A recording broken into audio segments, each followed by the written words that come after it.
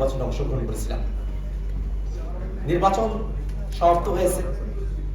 রেশ এখনো কাটেনি, কিন্তু আমরা যে লক্ষ্যগুলোকে মাথায় রেখে একত্রিত হয়েছিলাম,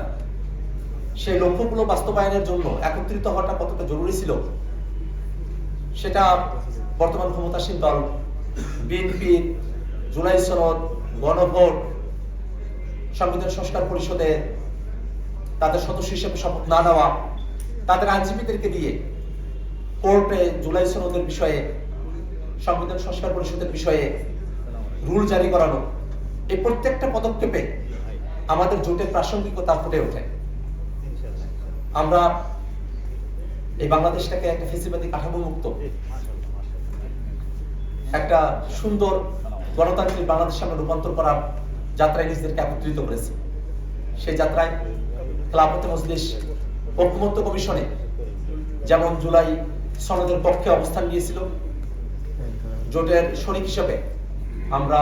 জুলাই সনদের পক্ষে আমাদের কথা বলেছি এবং সামনের দিনেও এই বাংলাদেশ রাষ্ট্রটিকে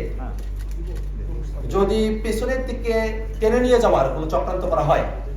যদি গণভোটের গণরায়কে প্রত্যাখ্যান করার মতো কোনো পরিবেশ তৈরি করা হয়, সেক্ষেত্রে আমরা রুখে দাঁড়াবো।